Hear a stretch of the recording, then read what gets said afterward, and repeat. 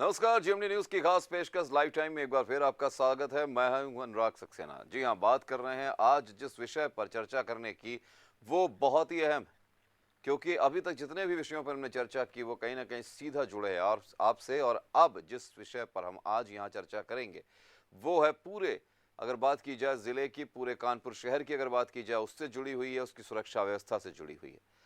कानपुर में police commissionerate लागू हो चुकी है। एक लंबा वक्त बीत चुका है।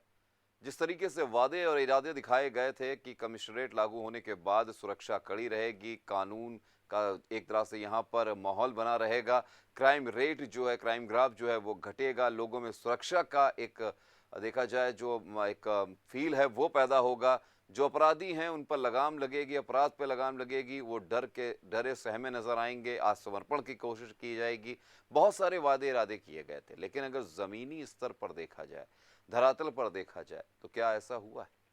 अगर हम महिलाओं के प्रति जो क्राइम है उस पर अगर गौर करें, तो कहीं ना कहीं अभी भी महिलाओं के प्रति क्राइम जो रेट है वो घट नहीं रहा है, वो लगातार किसी न किसी रूप में आ रहा है। उस वहीं दूसरी तरफ देखा जाए तो सड़कों पर खुलेआम गुंडई और दबंगई के नज़ारे आम हो चुके हैं।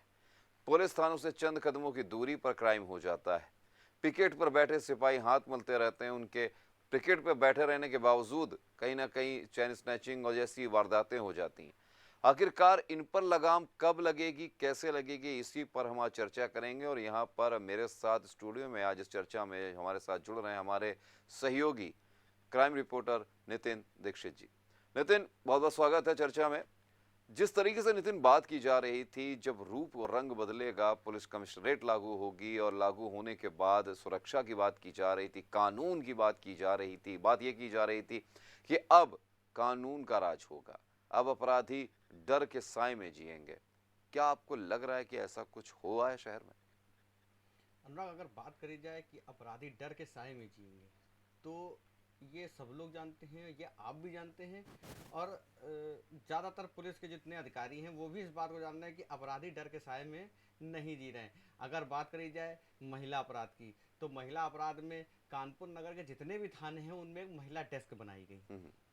कभी किसी अधिकारी ने ये जानने की कोशिश करी कि वहाँ पे कितनी महिलाएं आती हैं, क्या उन जो रजिस्टर हैं वहाँ पे कभी जो महिला शिकायत करने आती है उनसे अगर बात करी, या कभी उस महिला के जो उस महिला ने कभी शिकायत करी, तो क्या पुलिस के आला अधिकारियों ने कभी उस रजिस्टर को अपने पास कभी मंगा के देखा? चाहे वो डीसीपी हो, चाहे एडीसीपी हो, चाहे एसीपी हो, कभी उन्होंने नहीं देखा होगा? या कभी जो महिला शिकायत करने गई है उसका वहाँ पे मोबाइल नंबर और उसका एड्रेस सब नोट होता है, तो क्या ये कभी उससे पूछने जाते हैं, या कभी उसको फ़ोन करके पूछा है कि मैडम आप शिकायत करने थाने आई थी, तो आपने शिकायत क्यों करी है, क्या मामला है? अगर हाल की एक बात करी जाए, तो चकेरी थाने का एक मामला था अनुराग। हम्म। कुछ दिन पहले, 2 से 3 दिन पहले, एक मामला आया था चकेरी में कि एक महिला ने आरोप लगाया था कि उसको एक कथित पत्रकार बहकावे में ले जाता है शुक्लागंज। हम्म। वहाँ पर उसको शराब पिलाई जाती है और शराब पिलाने के साथ उसके साथ बारी बारी से रेप किया जाता है। जब वो महिला थाने पहुंचती है, पहले उसके जो उसका पति है वो और महिला जाती है चौकी में, अपनी संबंधित चौकी जो उसकी चकेरी थाना अंतर्गत जो पड़ती है, पहले वहाँ जाती है, वहाँ अपनी शिकायत करती है, तो वहाँ उसको टरका दिया जाता है। अगर महिला सुरक्षा की बात कर रहे हैं, महिला चौकी की बात कर रहे हैं, मुख्यमंत्री के जो दावे हैं कि महिला जो है सशक्तिकरण, हम्म। महिला सुरक्षा, ये उनका पहला जो कानून व्यवस्था में जो पहला नियम है, ये उनका वो है, मुख्यमंत्री का ये दावा है कहने का। तो कहीं ना कहीं अगर बात करी जाए तो पुलिस के जो अधिकारी हैं वो इस चीज़ को ध्यान नहीं दे रहे हैं, और जो मुख्यमंत्री के जो दावे हैं उनको कहीं ना कहीं नकारते दिखाई दे रहे हैं। अगर अब बात करें चकेरी थाने की, बात करते, कुछ दिन पहले ये मामला सामने आया था, तो उसके बाद जब महिला थाने जाती है, तो वहाँ पे जो प्रभारी निरीक्षक होते हैं थाने के, जो इंस्पेक्टर साहब हैं, वो उस महिला से अभद्र भाषा में बात करते हैं, उससे अश्लील सवाल भी पूछते। तो ये अधिकार उनको किसने दिया है? ये अधिकार उनको किसने दिया है कि आप, कोई महिला पीड़ित आई है, आप उसको किसी बात के लिए कानूनी कार्रवाई ना करते हुए पहले तो आप उससे अश्लील सवाल पूछ रहे हैं कि आपको कैसे, कहाँ ले जाया गया, फिर आपके साथ कैसे किया, किसने किया? ये सवाल पूछने की चीज़ें नहीं हैं, ये हम्म। एक महिला का सम्मान है। और उससे अगर इस तरह के अभद्र सवाल पूछेंगे, तो ये, उसके बाद वो महिला को वहाँ से टरका देते हैं थाने से, उसकी एफआईआर भी दर्ज नहीं करते। जब वो महिला संबंधित सीओ जो कैंट सीओ हैं उनके पास जाती है, तो कैंट सीओ आदेश करते हैं इंस्पेक्टर को, थाना प्रभारी को, कि महिला पीड़ित है, इसका मुकदमा दर्ज किया जाए क्योंकि इसके साथ घटना हुई है। लेकिन इंस्पेक्टर साहब भी अपने आप में बाहुबली हैं, उन्होंने उस मामले को देखकर नहीं दर्ज किया मुकदमा। जब वो महिला पुलिस कमिश्नर असीम अरुण के पास जाती है, अब आप समझ लीजिए कि एक पीड़ित महिला जब इतने अधिकारियों के चक्कर लगा लेती है, उसके बाद जो है जो कमिश्नर पुलिस हैं कानपुर, उनके आदेश पे मुकदमा लिखा था। तो दिन पे दिन अगर देखी जाए अनुराग की, इस तरह की कितनी घटनाएं हैं जो सामने आती होंगी, लेकिन वो दब जाती हैं, या तो पुलिसकर्मी उनको दबा देते हैं या समझौते का दबाव दूसरी पार्टी से मिलकर कर लेते हैं। तो अगर बात करी जाए तो पुलिस जो है वो निष्पक्ष महिलाओं की सुरक्षा करे। अगर कोई पीड़ित महिला आती है उनके पास, तो उनकी सुरक्षा की जिम्मेदारी, उनकी जो उसको कानूनी प्रक्रिया करनी है महिला के साथ वो करें, और एक वादा भी करें कि हमेशा जो है पुलिस जो है महिलाओं की सुरक्षा करेगी। लेकिन अगर बात करी जाए, कानपुर पुलिस कमिश्नरेट लागू हो गई है, अधिकारी जरूर बढ़ गए हैं, पुलिस फोर्स जरूर बढ़ गई है, लेकिन अभी तक जो सामने आई है, अभी कानपुर के दक्षिण में भी एक मामला 3 दिन पहले सामने आया था। थाने से मुश्किल से 300 मीटर की दूरी पर कुछ दबंगों ने एक स्कूटी चालक को जमकर पीटा, ये भी मामला सामने आया था अभी। लेकिन अगर बात करी जाए, पुलिस कमिश्नर दावे करते हैं, आला अधिकारी दावे सारे करते हैं कि पुलिस जो है वो तत्पर है, चौराहों पर है। दूसरी बात, अभी सुबह एक नया कार्यक्रम पुलिस की तरफ से चालू किया गया था कि जो मॉर्निंग वॉकर हैं उनको जो है, मॉर्निंग वॉकर जो हैं उनको सुबह टहलेंगे उनकी सुरक्षा के लिए, क्योंकि उनके साथ जो है छेड़छाड़ ना हो, महिलाओं के साथ ना हो छेड़छाड़, और क्या बोलते हैं उनके साथ चैन स्नैचिंग की घटना ना हो, जो वहाँ पे छोटी छोटी लड़कियां बच्चियां आती को उनके साथ बदतमीजी ना करें। ये अच्छी चीज़ है कि सुरक्षा देना एक अच्छी चीज़ है। लेकिन क्या भोर के जो लुटेरे हैं, जो भोर के लुटेरे हैं, कानपुर के कल्याणपुर थाना एक ऐसी जगह है जहां पे भी 3 से 4 दिन लगातार बड़ी बड़ी चोरियां हुई हैं, 20-20, 25-25 लाख की चोरियां हुई हैं। तो क्या नौबस्ता थाना अंतर्गत भी हुई हैं। तो क्या केवल सुरक्षा की अगर बात करी जाए तो एक तरफ आप सुरक्षा दे रहे हैं, दूसरी तरफ सुरक्षा आप हटा रहे हैं। अगर आप एक तरफ सुरक्षा करते हैं तो दूसरी तरफ चोर या लुटेरे जो हैं वो किसी न किसी बड़ी घटना को अंजाम दे देते हैं।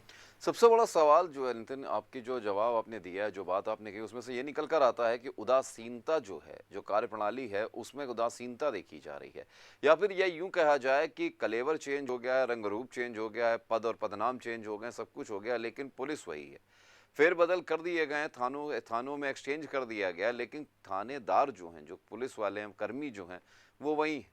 उनकी जो रंगत है वो चेंज नहीं हुई, फितरत जो है वो चेंज नहीं हुई है। क्योंकि सहूली अगर हम बात करें, जिस तरह की योजनाएं बनाई जा रही हैं पुलिस कमिश्नरेट की तरफ से, वो बहुत ही उम्दा है, बहुत ही सही है। सड़कों पर भी देखा जाए ड्रिंक एंड ड्राइव केसेस को रोकने की कोशिश की जाती है, बावजूद उसके कहीं ना कहीं दुर्घटनाएं होती हैं, वीआईपी रोड पर भी हो जाती हैं। दूसरी तरफ अगर बात करें महिला सशक्तिकरण की बात की जाती है, योगी आदित्यनाथ के द्वारा की जाती, तो कहीं ना कहीं वो जो थानों में जो डेस्क होनी चाहिए वो डेस्क नदारद हैं। महिला कर्मी, जैसे आपने कहा, महिला कर्मी के साथ एक महिला के साथ कांड हो गया, वो गई थाने, 50 बार चक्कर लगा रही है। आपको एक बात बताते हैं, जो महिला डेस्क की अगर आपने बात करी, तो महिला डेस्क की एक आपको बहुत अच्छी बात बताते हैं कि जो आला अधिकारी है, जैसे कि अगर कमिश्नर साहब हैं असीम अरुण, अगर वो जो हैं किसी थाने का निरीक्षण करने आते हैं तो पहले इतनी डुगडुगी पिट जाती है, इतनी ज़्यादा डुगडुगी पिट जाती है कि जितने भी कागज पत्तर हैं, जितने भी रजिस्टर हैं, थाने की जो बुरी हालत है, वो इतनी डुगडुगी पिट जाती है कि कमिश्नर साहब आ रहे हैं तो कमिश्नर साहब का जो स्वागत होता है वो रेड कारपेट बिछा के होता है कि कमिश्नर साहब जो हैं वो एक बिल्कुल मुख्यमंत्री के स्टाइल में वहां जाते हैं। नहीं तो ये सवाल औचक निरीक्षण का मतलब क्या हुआ? औचक निरीक्षण का मतलब यही है कि रेड कारपेट में आप जाइए, स्वागत सत्कार कराइए, और जो भी चीजें हैं उनको आप देखिए, और क्योंकि वो पहले से ही सही हो जाती हैं। औचक निरीक्षण का मतलब ये होता है कि आप जाएं, महिला डेस्क जो बनाई हुई है, जिसमें इतना उत्तर प्रदेश सरकार का जो इतना पैसा खर्चा हुआ है, जो वहां पे महिला डेस्क बनाई गई है, उसमें महिला 2 कांस्टेबल बैठा ली गई, रजिस्टर रखा गया, कभी आपने उसको औचक निरीक्षण में जाकर कभी चेक किया कि इसमें क्या है, कितने लोगों, कितनी महिलाएं हैं, या आपने जिन महिलाओं के उस रजिस्टर में जो शिकायतकर्ता महिला थाने आई हैं उनके जो नाम लिखे हैं, जो उनके मोबाइल नंबर लिखे हैं, कभी आपने उनसे अपने कार्यालय में या खुद कभी फोन करके उनसे उनकी दिक्कत कभी पूछी कि हाँ आप थाने आई थी, फलाने थाने पे गई थी, आपने वहां अपनी शिकायत दर्ज करी, तो आपकी शिकायत में क्या कार्रवाई हुई है, कभी उन्होंने इस बात को पूछा? नहीं, बिल्कुल बात सही है, आपने बिल्कुल सही बात कही है। इसी बीच हमारे एक और संवाददाता जो हैं वो जुड़ गए हमारे साथ, विवेक पाल घाटमपुर से। विवेक, अगर क्राइम की बात की जा रही है, यहाँ पर लगातार हम क्राइम के रेट की बात कर रहे हैं कि क्या स्थिति चेंज हुई है कानपुर पुलिस कमिश्नरेट लागू होने के बाद? अगर हम बात करें घाटमपुर की, तो लगातार घाटमपुर के जो इलाके हैं, खासतौर से साड़ थाना क्षेत्र की अगर हम बात कर लें, और भी इलाके हैं, वहाँ से लगातार कोई ना कोई वारदात सामने आती है। कहीं तेज़ रफ्तार की बात सामने आती है, कहीं दबंगई की बात सामने आती है। लगातार इस तरह के जो मामले विवेक सामने आ रहे हैं, इस पर कानपुर पुलिस कमिश्नरेट क्या कर रही है, और आउटर पुलिस की अगर बात करें तो वो क्या कर रही है? जी बिल्कुल, जिस तरीके से जब से कानपुर जनपद में जो पुलिस कमिश्नरेट लागू हुआ है, तब से लोगों को, यहाँ की क्षेत्र की जनता को काफी आशा थी कि यहाँ पे अपराध जो है कम होगा और अपराधियों पे पुलिस लगाम लगाएगी। लेकिन जिस तरीके से जब से ये पुलिस कमिश्नरेट सिस्टम लागू हुआ है, उसके बाद से जो अपराधी हैं वो तो बेखौफ होकर घूम रहे हैं, और लगातार जो जो पीड़ित व्यक्ति हैं, जो जैसे अभी साल थाना क्षेत्र में हाल ही में एक हादसा हुआ है, जिसपे से एक टेम्पो चालक को पीट कर उसकी हालात जो थी वो नाजुक हो गई थी, दबंगों ने पीटा था। हादसे के बाद उसके बाद आज देर रात इलाज के दौरान उसकी मौत हो गई थी। और वहीं अगर जो साल थाना पुलिस की बात की जाए तो लगातार पुलिस इन सब मामलों में ढील देती नजर आ रही है। अभी भी जो जिन लोगों ने हमलावर जो थे, उन्होंने जिन्होंने मारा था टेम्पो चालक को, अभी भी बेखौफ होकर घूम रहे हैं।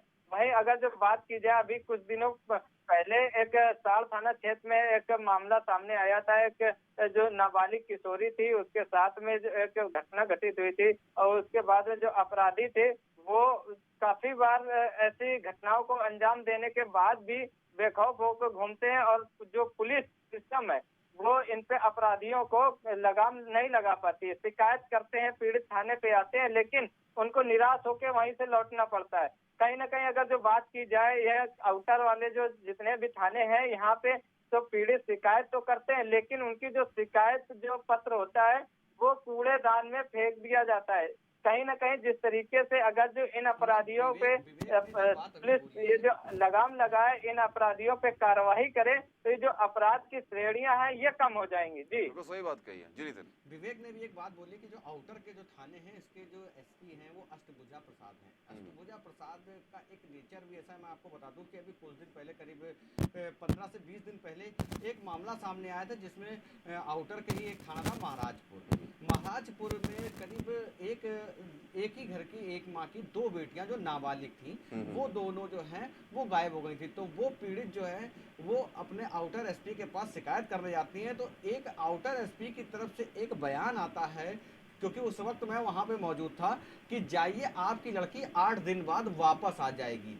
तो क्या पुलिस जो है, जो आउटर एसपी हैं, इनके पास कोई सम्मोहित क्रिया है या जादुई शक्ति है कि उन्होंने बता दिया? लेकिन अभी तक, कल मैंने पता किया था उस मामले में, तो अभी तक उनकी बेटियां वापस दोनों नहीं आई हैं। पीड़ित माँ बाप जो हैं अभी भी अधिकारियों के चक्कर लगा रहे हैं, क्योंकि सबसे बड़ी बात क्या है कि आउटर के जो थाने हैं, जो 11 थाने हैं, वो तो काफी दूर है, क्योंकि जहाँ पे ये आउटर एसपी बैठते हैं वो आउटर के थानों से करीब, आउटर अपने क्षेत्र से करीब 30 किलोमीटर दूर बैठते हैं। तो कुल मिलाकर देखा तो जाए, पीड़ित इतनी दूर से, जो 30 किलोमीटर 40 किलोमीटर दूर से जो पीड़ित आ रहा है, उसके बाद आप उसको इस तरह का जवाब दे रहे हैं। एक तो वो पीड़ित है, उसके 2 बच्चे गायब हैं, उसके बाद आप उसको इस तरह से बता रहे हैं कि जाइए आपके 8 दिन बाद दोनों लड़कियां वापस आ जाएंगी। इसका मतलब यह है कि पुलिस को पता है, पुलिस ढूंढना नहीं चाह रही है उनको। या फिर अगर ऐसा देखा जाए तो कानूनी प्रक्रिया ना अपना के शायद ज्योतिषीय प्रक्रिया में ज्यादा विश्वास रख रही है कानपुर पुलिस की। देखा जाए तो बाबाओं की दुकानें बंद हो गई हैं। अब कानपुर की जो आउटर पुलिस है, जो एसपी हैं अष्टभुजा, उनकी आप बात कर रहे हैं, शायद उन्होंने कोई विद्या हासिल कर ली होगी कि उन्होंने बता दिया। लेकिन बात यहाँ पर नितिन ये है कि चाहे हम आउटर की बात करें, चाहे हम साड़ थाना क्षेत्र की बात करें, चाहे कानपुर की हम बात कर लें, अभी कुछ हाल के दिनों में हमने देखा है कि सड़कों पर बीच ट्रैफिक, अभी हाल की एक गोविंद नगर थाना क्षेत्र में एक मामला आया था जहां पर मारपीट का एक वीडियो वायरल हुआ था। जमकर मारपीट हो रही थी, वो भी पुलिस नदारत थी। आधे घंटे 1 घंटे तक वहां पे जंग के बवाल चला। इसी तरीके से जैसे विवेक पाल ने बताया कि साड़ थाना क्षेत्र में 50 कदम की दूरी पर एक टेम्पो चालक को बुरी तरीके से पीटा गया और अभी तक कोई कार्रवाई नहीं हुई है। आखिरकार ये दर्शाता क्या है किस माहौल में जी रहे हैं हम और किस तरीके की सुरक्षा प्रदान की जा रही है पुलिस के द्वारा? विवेक।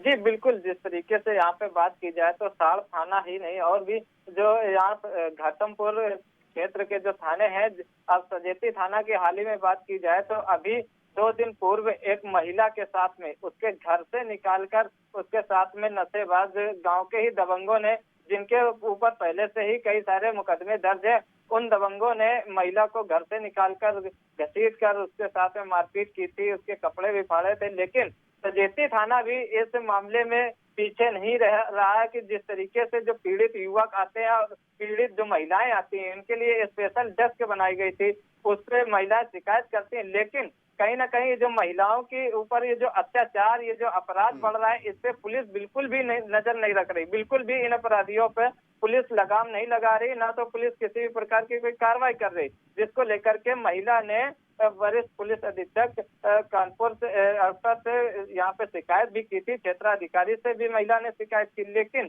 अभी तक महिला के दर आला अधिकारियों के चौखट के चक्कर लगाने के बावजूद भी अभी तक किसी भी प्रकार की उक्त लोगों के खिलाफ कोई कार्रवाई नहीं की गई, जिसके चलते जब सजेती थाना एसएचओ से जब बात की जाती है तो उनका साफ तौर पे यही कहा जाता है कि ऐसे मामले तो लड़ाई झगड़े में होते रहते हैं। लेकिन जिस तरीके से महिला ने आरोप लगाया था, महिला ने क्षेत्राधिकारी कार्यालय के बाहर आके एक बयान दिया था कि जिससे उसके साथ में उसके घर से निकाल के दबंगों ने मारपीट की है, कपड़े फाड़े हैं। लेकिन कहीं ना कहीं ये जो पुलिस की जो रवैया है, ये अपराध को एक तरीके से देखा जाए तो एक बढ़ावा देता नजर आ रहा है। उसी कड़ी में एक साड़ थाना क्षेत्र का भी ऐसा ही मामला सामने आया था, जहां पर युवती के घर में एक युवक रात में कूदता है और उसकी बेटी के साथ में छेड़छाड़ करता है। और जब वो साड़ थाने क्षेत्र में शिकायत करने जाती है, साड़ थाना पुलिस से शिकायत करती है, तो उसको वहां से भगा दिया जाता है कि अगर जो आप अपनी बेटियों को सुरक्षित करके रखिए, आप अपने घर का सही से बंदोबस्त करिए, और इस तरीके से युवतियों से, वहां पे महिलाओं से बोलकर भगा दिया जाता है। तो कहीं ना कहीं जब से ये पुलिस कमिश्नरेट कानपुर जिले में लागू हुआ है, तो ये जो आउटर क्षेत्र के जो थाने हैं, जहाँ के एसपी एक अष्टभुजा प्रसाद सिंह है, तो उनका ये एक रवैया जो पुलिस कर्मियों के प्रति इन अपराधों पे बिल्कुल भी ध्यान न देने के चलते इन क्षेत्रों में अपराध बढ़ता ही जा रहा है। महिलाओं की बात करें तो तो कुल मिला के विवेक, कुल मिला के अगर बात की जाए तो इस समय नितिन और विवेक, मुझे ऐसा लग रहा है कि फील वो आ रहा है कि जैसे कि दुशासनों का शासन है, दुर्योधन का शासन है, और धृतराष्ट्र जो है वो बिल्कुल मूक दर्शक बन के आंख बंद करके मूंद करके बैठा हुआ, वो हालात हो चुके हैं फिलहाल। विवेक, हमसे जुड़ने के लिए, चर्चा में आने के लिए बहुत बहुत शुक्रिया आपका। नितिन, लेकिन यहाँ पर एक चीज़ देखनी पड़ेगी कि अब ये सवाल पैदा हो चुका है कि कानपुर है या क्राइमपुर, क्योंकि हम उम्मीद कर रहे थे कि अब कमिश्नरेट लागू होने वाला है, एक नई व्यवस्था लागू होने वाली है, उसके बावजूद अगर क्राइम रेट की बात करें तो थमने का नाम नहीं ले रहा। कोना थाना क्षेत्र की अगर बात कर लें तो अभी एक युवक जो एक छोटा सा व्यापारी था, उसकी हत्या करके उसकी लाश को भी फेंक दिया गया। कहीं ना कहीं इस तरीके के मामले, मतलब अमूमन जो हम बहुत ही कम रेयर सुनते थे, और वो भी ऐसे थे क्षेत्रों में जो जहाँ पर कभी कभार बहुत ही रेयरली सुनने में आता, अब वो क्षेत्र भी क्राइम के दायरे में आते जा रहे हैं। ऐसे में बड़ा सवाल उठना लाजमी है कि जब आपकी पिकेट व्यवस्था पूरी मुस्तैद है, जब आप ये कहते हैं कि हमारी जो गश्ती है वो बहुत उम्दा तरीके से चल रही है, हमने पुलिस को मुस्तैद कर दिया है, हाईटेक कर दिया है, सारी चीज़ें कर दी, बावजूद उसके अगर इस तरह के अपराध हो रहे हैं तो ये सवाल उठता है कि कितनी हाईटेक है। और सबसे बड़ी बात, जब बात हम करते हैं मीडिया चैनलों की या पत्रकारों की, तो पत्रकार मेहनत करके खबरें ढूंढ कर लाता है, और उसके अगेंस्ट अगर हम बात देखें थोड़ा सा, अगर पुलिस की सोशल मीडिया एक्टिविटी को देखें तो वहाँ पर हमेशा केवल ये एक गुड वर्क ही दिखाई पड़ता है कि आज इस प्रकरण का खुलासा किया, आज उस प्रकरण का खुलासा किया गया। तो हम सच्चाई किसको माने, सोशल मीडिया का जो पुलिस का जो सोशल मीडिया हैंडल है उसे, या फिर हम सच्चाई उसे माने जो हमारे आसपास दिख रहा है उसे? अनुराग, अगर सोशल मीडिया की बात करें तो एक सबसे बड़ी बात आपको बताते हैं कि आपने एक बात बोली कि अभी कुछ दिन पहले कोना थाना क्षेत्र में एक हत्या होती है, वो 3 से 4 दिन पहले हत्या हुई थी। नवीन शर्मा नाम था, वो मसाले का कारोबारी था, और उसकी बॉडी जो है 1.5 से 2 दिन बाद मिली एक पुराने गड्ढे में, नाले में, जो टेफको मिल में। आपको बता दें कि अनुराग, ये 1 महीने के अंदर 2 हत्याएं हुई हैं और 2 बॉडियां टेफको में मिली हुई हैं। एक मिली थी जो पुराना कुआं है उसमें बॉडी मिली हुई थी। वो थोड़ा सा हिस्सा जो है ग्वालटोली थाना अंतर्गत आता है, तो वो है लेकिन टेफकोई का ही कैंपस वो, लेकिन वो ग्वालटोली में थोड़ा सा आता है और बाकी कोहना में थोड़ा सा आता है। तो एक बॉडी जो है वो 15 दिन बाद, 1 महीने पहले, एक महीने में करीब 2 ये बॉडियां मिली हुई। एक नाले में मिली थी और एक जो है आप बता दें उसमें मिली थी। ये जो नवीन जिसका नाम हमने बताया, वो भैरव घाट निवासी है, वो मसाले का कारोबारी है और उसकी जो है हत्या हुई। हत्या करने के बाद जो है आरोपी ने शव को वहां पे गड्ढे में डाल दिया, उसके ऊपर से उसने कूड़ा भी डाल दिया जो आसपास पड़ा ताकि शव जो है वो पहचान ना हो सके या जिस भी मकसद से उसने किया। लेकिन हत्या हुई, अपराध हुआ, तो पुलिस एक तरफ सोशल मीडिया में पूरा दावा कर रही है कि हाँ पुलिस कमिश्नरेट जो है वो ये प्लेटफॉर्म पे कर रही है, वो ये कर रही है, लेकिन कभी तो कमिश्नर साहब जो अपराध हैं उनके बारे में भी सोशल मीडिया में उनका ग्राफ भी डाल दिया करिए कि कितना अपराध घटा है और कितना बड़ा है। हत्याएं कितनी हुई हैं, चैन स्नैचिंग कितनी हुई है, महिला आरोप छेड़छाड़ कितने आए हैं, इनका भी थोड़ा सा अगर अपराध के बारे में भी अगर थोड़ा सा बता देंगे तो भी अच्छा रहेगा। बिल्कुल। तो इसी बीच हमारे साथ हमारे एक विशेष संवाददाता जो हैं अशोक दीक्षित, वो जुड़ गए हैं। अशोक, चर्चा में आपका स्वागत है। अशोक, सबसे बड़ी बात ये, अगर हम बात कर लें आपके क्षेत्र की, अगर दक्षिण क्षेत्र की बात कर लें कानपुर की, तो कानपुर का दक्षिण क्षेत्र जो है वो दबंगों की दबंगई के नाम से फेमस है, संजीत अपहरण हत्याकांड के नाम से फेमस है। 20 सड़क पर अगर बात की जाए, 20 सड़क पे दबंगई दिखाने वालों की देखा जाए जो कृत्य हैं उनके लिए फेमस है। और आज तो 4 चांद और ये लग गए कि गोविंद नगर में एसीपी के स्टेनो जो हैं वो 25,000 की रिश्वत लेते हुए उनका वीडियो भी वायरल हो गया। वो बात अलग है, संज्ञान में मामला आने के बाद उनके ऊपर कार्रवाई हुई है। लेकिन ये सारे मामले जिस तरीके के सामने आए हैं वो ये दर्शाते हैं कि कानून का डर अपराधियों के बीच में खत्म हो चुका है। और जब सेटलमेंट करने के लिए पुलिस के स्टेनो पुलिसकर्मी ही 25,000 की रिश्वत मांगेंगे, वो भी पुलिस कमिश्नरेट में, तो सोचने वाला एक मुद्दा तो बनता ही है। अशोक जी, दक्षिण की बात करें तो यहाँ पर जो है दबंगों की जब से कमिश्नरी लागू हुई है उसके बाद से जो अपराध का जो ग्राफ है वो लगातार बढ़ता चला जा रहा है। और 20 सड़क पर जो है दबंगों की जो दबंगई देखने को मिल रही है और कहीं ना कहीं जो है पुलिस के आला अधिकारी इनकी लापरवाही सामने आ रही है। और आज ऐसा ही एक मामला जो है गोविंद नगर के जो एसीपी हैं विकास कुमार पांडे, इनके कार्यालय में देखने को मिले। इनके जो एक स्टेनो है चंद्रकांत है पांडे, इनकी जो है एक रिश्वत खोरी का एक वीडियो जो वायरल हुआ है और उसमें फुटेज में साफ देखा जा सकता है कि किस तरह जो है ये रुपए की मांग कर रहे हैं और इनको जो है जो पीड़ित है, जो पीड़ित पक्ष है, वो रुपए का पैकेट बनाते हुए इनको दे रहा है। और कहीं ना कहीं जो है ये बहुत ही छोटे से मोहरे हैं और अगर जांच की जाए तो ये जो है बड़े मामले यहाँ निकल के सामने आएंगे, क्योंकि जो फाइलें हैं वो एसीपी के हाथों से गुजरते हुए जाते हैं। कहीं ना कहीं अगर ठीक से जांच होगी तो ये बड़ा मामला जो है सामने आ सकता है। नहीं, बिल्कुल बड़ा मामला सामने आ सकता है। अगर बात की जाए अशोक, तो जिस तरीके से ग्राफ जो है, अगर साउथ की बात करें, दक्षिण की बात करें, तो पुलिस की नाक के नीचे क्राइम होता है। वहाँ पर आए दिन क्राइम होते हैं, चैन स्नैचिंग होती है, लूटमारी होती है कहीं ना कहीं। और सबसे अहम बात यह कि दबंगों की दबंगई थाने के आसपास भी देखने को मिल जाती है। बीच सड़क पे लोग एक दूसरे की पिटाई करते नजर आते हैं। चंद कदमों में थाना है, लेकिन उसके बावजूद पुलिस को पहुंचने में इतना वक्त लग जाता है कि तब तक पूरा मामला सेटल हो चुका होता है, पूरा मामला शांत हो चुका होता है। और पुलिस कहती है कि हमेशा पुलिस की सबसे बड़ी बात ये भी एक सामने आती है कि तहरीर मिलने पर कार्रवाई की जाएगी। जब सोशल मीडिया के थ्रू वीडियो पहुंच जाते हैं उसके बावजूद लोग वहां पर आप पकड़ते हैं, आप सेटलमेंट करने की बात कर देते हैं, आप सेटलमेंट करा देते हैं, डरा समझा के बुझा के समझौता करा देते हैं।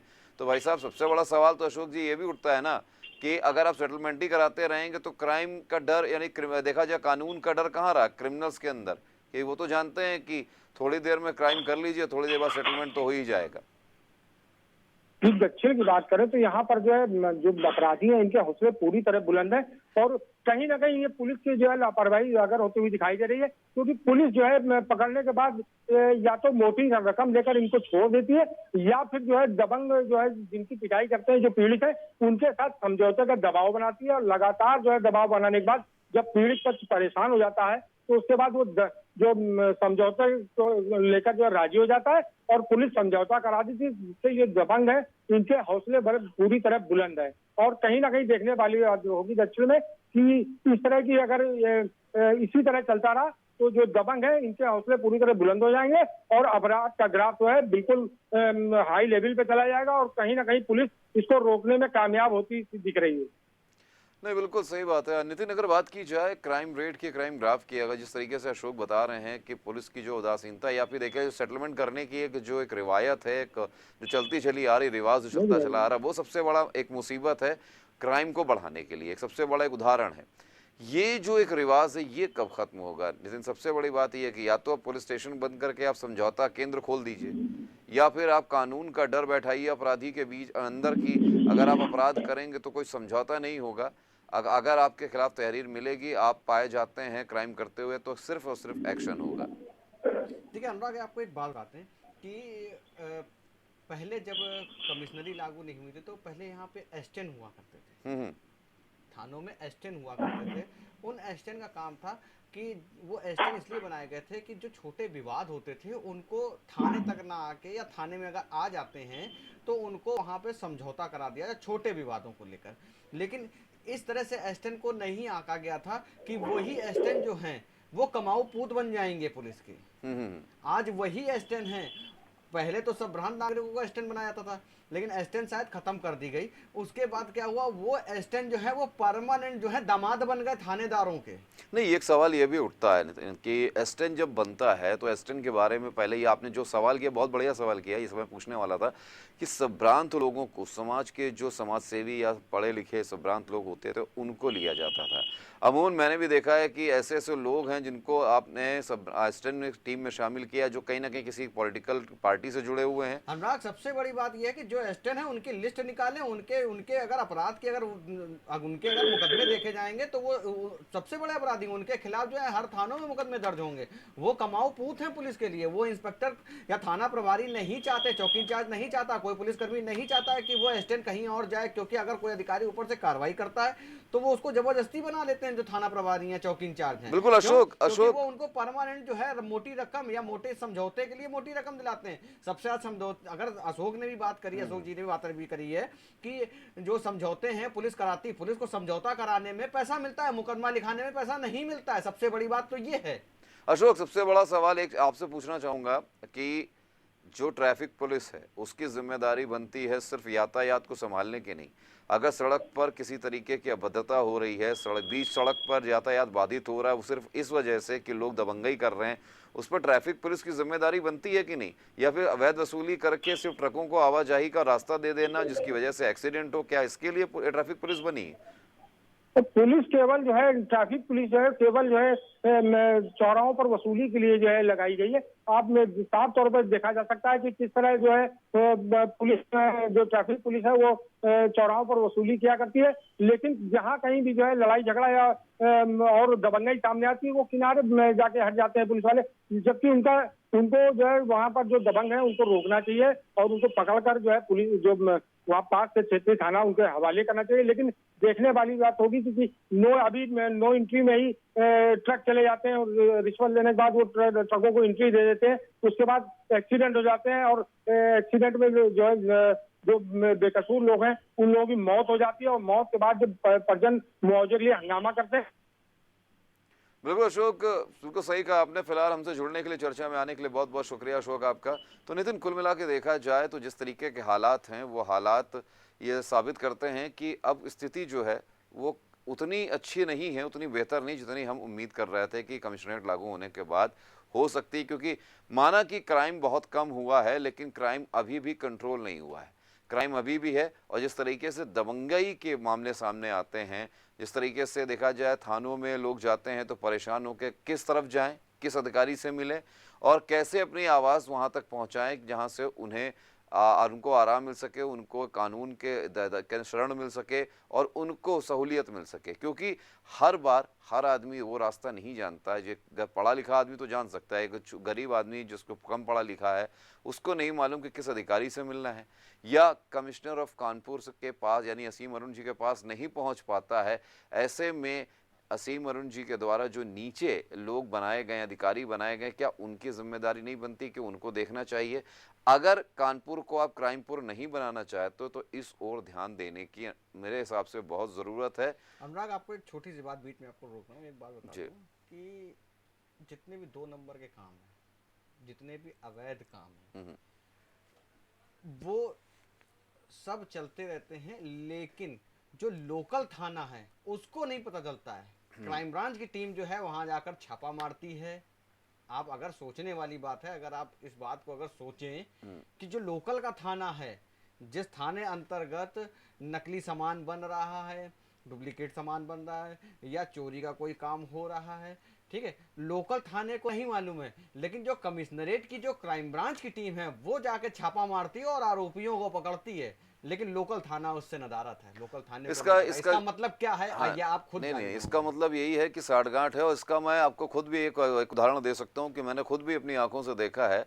अभी हाल ही के मामलों, शायद आपको भी याद होगा कि एक सट्टे के मामले में देखा जाए तो पुराना कानपुर में या विष्णुपुरी में स्थित एक क्रिमिनल है, उनको पुलिस ने उठाया था, एसटीएफ ने जाके वहाँ पे उठाया था, छापेमारी की थी और ये सट्टे का पूरा मामला था। उसके बाद उसी अपराधी का, उसके लोगों का नाम आया था, मछली का जो अवैध व्यापार था गंगा बैराज में, उसमें भी नाम आया था। और आपको सबसे बड़े ताज्जुब की बात ये होगी, पुलिस के साथ साठगांठ इतनी अच्छी है कि पुलिस के लोग, पुलिस के कांस्टेबल, पुलिस के सिपाही उस व्यक्ति की गाड़ी, उस व्यक्ति की कार पर्सनली लेकर जाते हैं, पर्सनली कार उसके सुबह घर पहुंचाते हैं, वहां से गाड़ी उठा के वाहन लेके, अपना पर्सनल वाहन लेके वो थाने वापस जाते हैं। तो ये जो साठगांठ है अपराधियों के साथ, ये आओ भगत जो है, इसलिए क्योंकि वो उनको मोटी कमाई दे रहे हैं। तो कुल मिला के ये जब तक बंद नहीं होगा, इस तरह की चीजें बंद नहीं होगी, आप उम्मीद नहीं कर सकते कि क्राइम पर लगाम लगेगी। ये माना कि योगी सरकार चाहती है, योगी जी चाहते हैं, मुख्यमंत्री चाहते हैं, मान लिया कमिश्नर ऑफ कानपुर, हमारे पुलिस कमिश्नर जो असीम अरुण, वो भी चाहते हैं कि क्राइम पर लगाम लगाई जाए, क्राइम रोका जाए, क्राइम रेट को नीचे लाया जाए। लेकिन जो निचले तबके के जो स्थानीय पुलिसकर्मी हैं, उन पर जब तक आप नकेल नहीं कसेंगे, जब तक आप उनको टाइट नहीं करेंगे, क्राइम रेट इस तरीके से बढ़ता रहेगा, बदस्तूर जारी रहेगा। क्योंकि बीच का जो गैप है वो बहुत बड़ा है, बहुत गहरा और बहुत पुराना भी है, जड़ें जो हैं। फिलहाल नितिन, चर्चा में आने के लिए, जुड़ने के लिए बहुत बहुत धन्यवाद। तो हमने आज जानने की कोशिश की दर्शकों कि कानपुर है या क्राइमपुर, क्योंकि अपराध की जब बात की हमने, तो हमारे जितने भी विशेष संवाददाता है, हमारे सहयोगी जो यहाँ रहे, उनसे बात में यही निकल कर आया कि पुलिस कमिश्नर चाहते हैं, मुख्यमंत्री भी चाहते हैं और जनता भी चाहती है कि क्राइम रेट कम हो, लगाम लगे। लेकिन कहीं ना कहीं जो नीचे के स्थानीय पुलिस है, उसकी जो उदासीनता है, कार्यशैली जो है, वो कहीं ना कहीं ऐसी है जिसकी वजह से क्राइम पर लगाम नहीं लग पा रहा। फिलहाल आज के इस विषय में, चर्चा में इतना ही। अगले किसी और विषय के साथ जल्द होगी आपसे मुलाकात। तब तक देखते रहिए लाइव टाइम। नमस्कार।